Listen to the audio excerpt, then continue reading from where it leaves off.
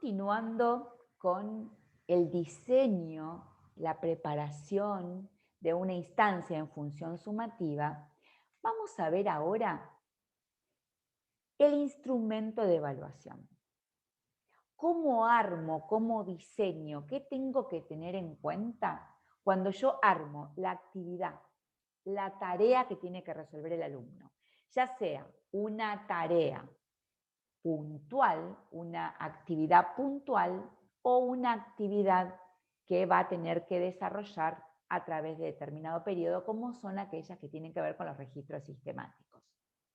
Sea el tipo de actividad que yo le proponga, sea la tarea que sea, entrega de trabajo, examen, trabajo práctico, coloquio, exposición, lo que sea que yo le proponga, yo tengo que pensar muy bien qué tipo de producción, qué tipo de desempeño estoy proponiendo que el alumno realice. ¿Por qué?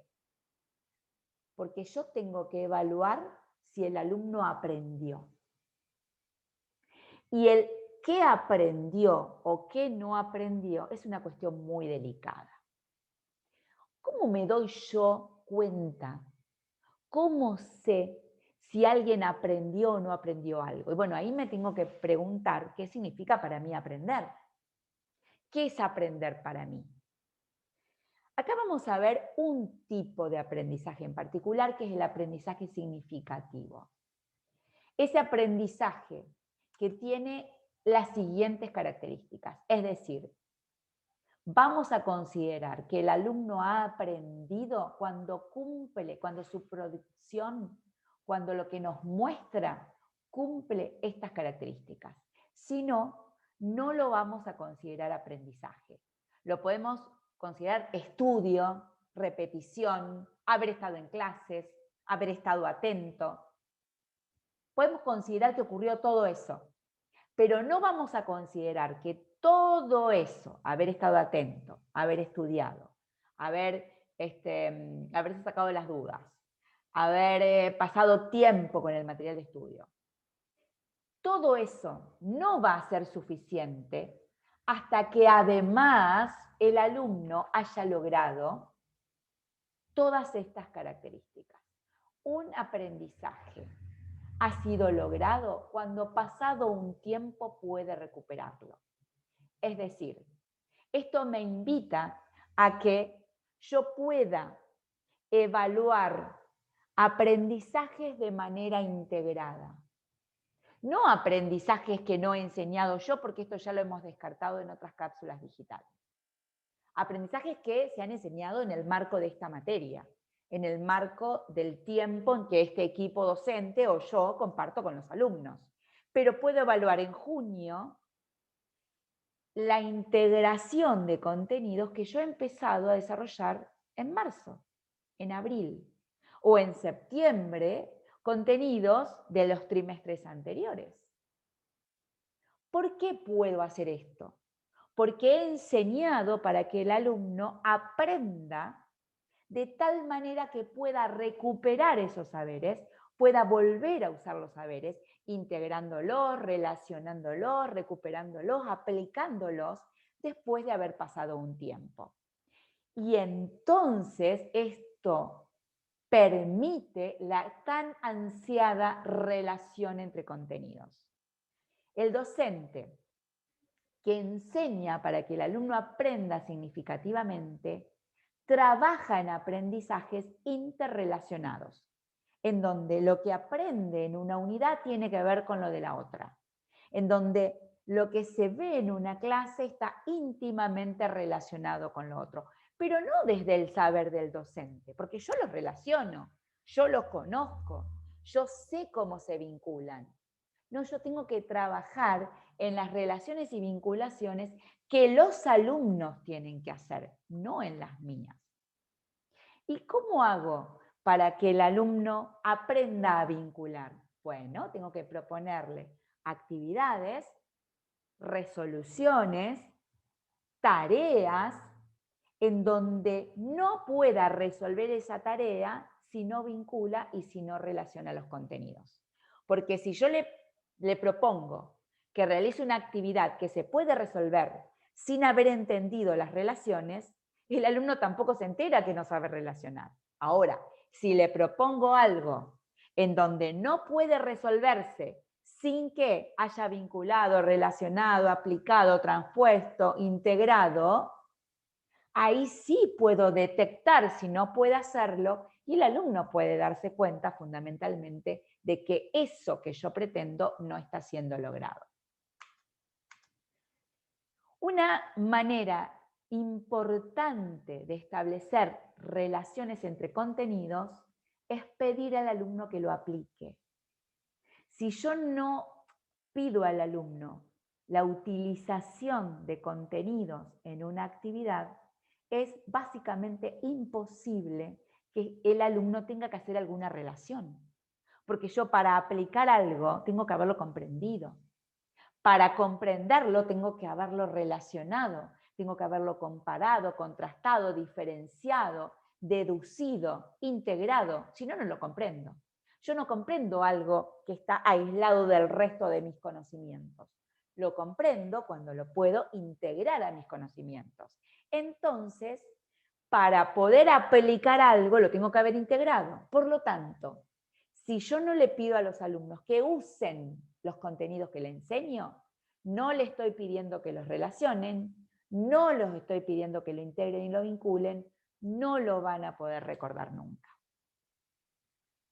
Una manera muy interesante de trabajar en la articulación de contenidos, en la vinculación y en la aplicación, es pedir que el alumno dé cuenta a otros, a los compañeros, por ejemplo, a mí, que dé cuenta de por qué resolvió de esa manera y no de otra.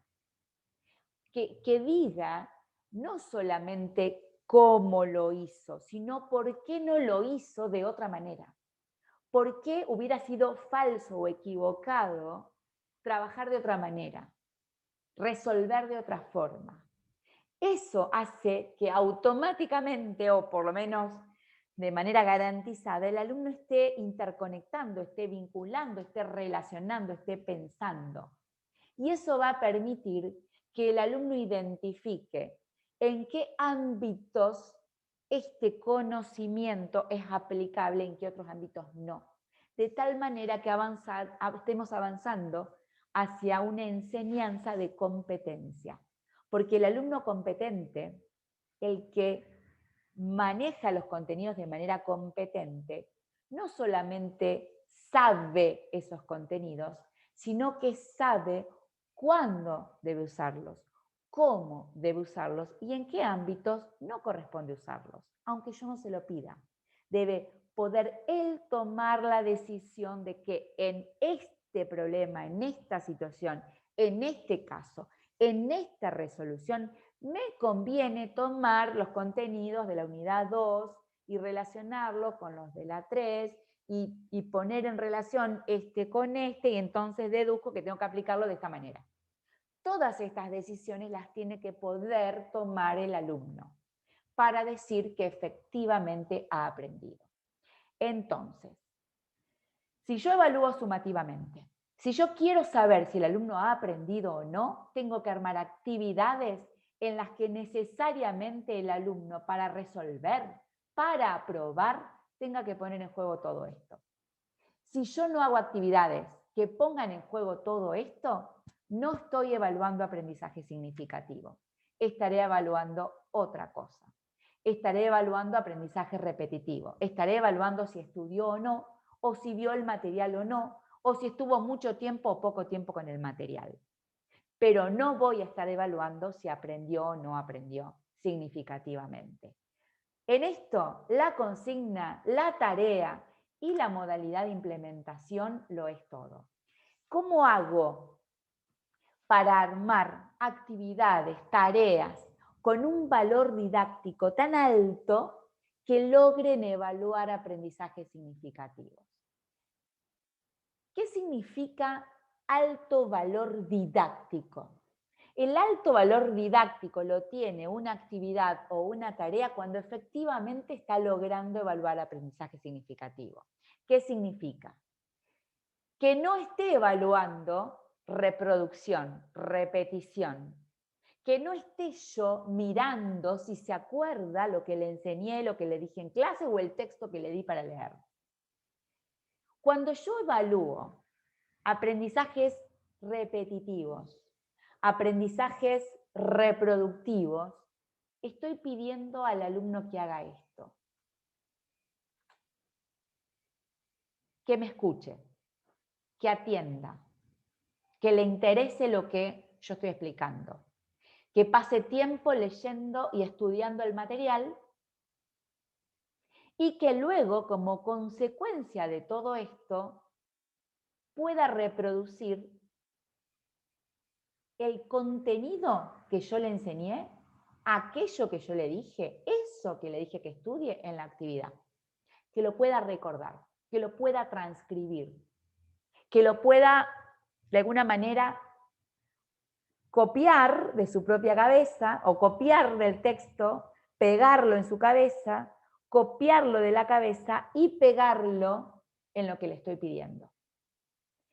Cuando yo armo actividades pensando en este tipo de aprendizaje, lo que voy a evaluar es repetición, no aprendizaje. Si el alumno puede repetir, no si ha aprendido. Ahora, sin embargo, si yo pienso el circuito del aprendizaje, en donde empiezo de la misma manera, yo explico, asigno material, desarrollo en clases, lo mismo, exactamente igual. El alumno tiene que hacer lo mismo, básicamente. Tiene que escuchar y tiene que registrar y tiene que leer el material y tiene que estudiar, pero tiene que estudiar para usar los contenidos, no para repetirlos, para aplicarlos, para relacionarlos, para ponerlos en juego, para resolver algo a partir de esos contenidos, no para decirme lo mismo que yo ya le dije o que dice el texto. Por lo tanto, si yo estoy pidiendo recordar conceptos y repetirlos, estoy pidiendo aprendizaje repetitivo. Ahora, si yo pido que identifique conceptos para distinguirlos o para usarlos, estoy trabajando sobre aprendizaje significativo.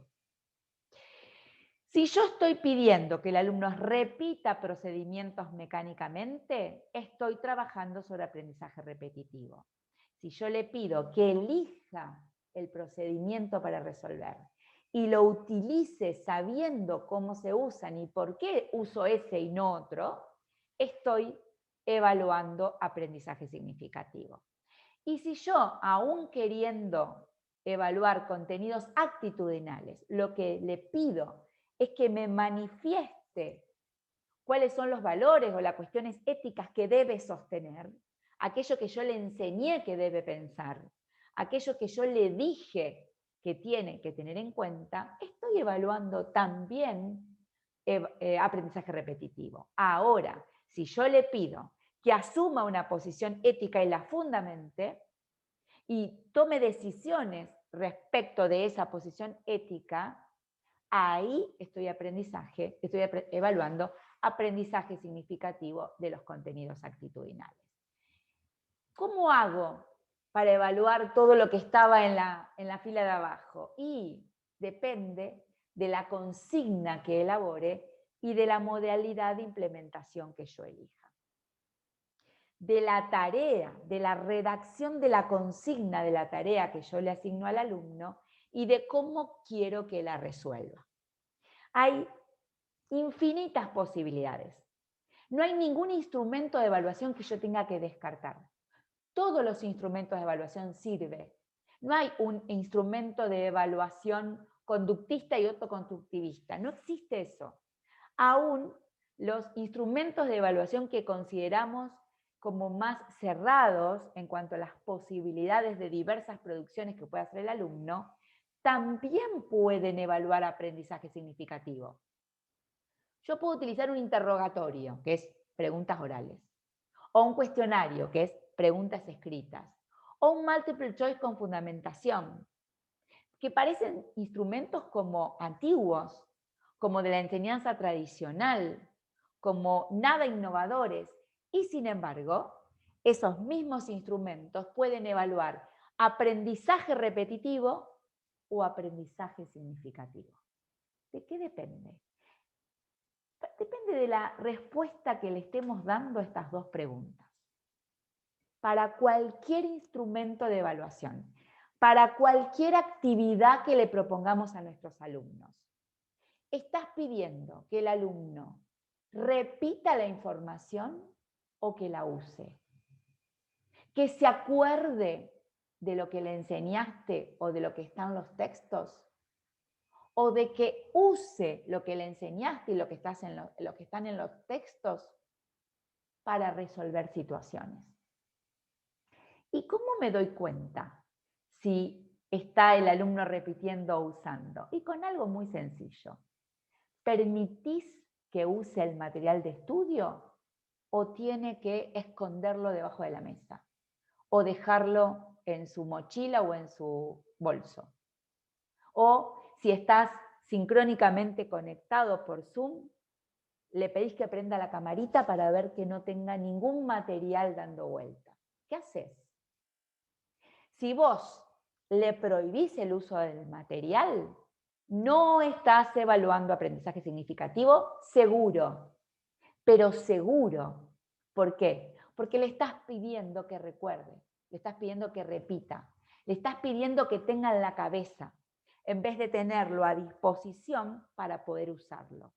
Y una tercera pregunta, si estás formando un profesional o si estás formando un alumno en la secundaria para que pueda ser un miembro competente, lúcido en la vida social,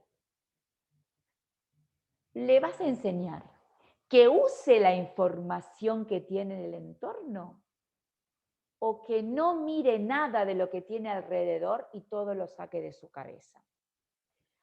Me parece que formar profesionales o formar personas desconectadas de las fuentes de información es estar formando irresponsablemente los profesionales o los ciudadanos del futuro. Lo dejo a tu criterio.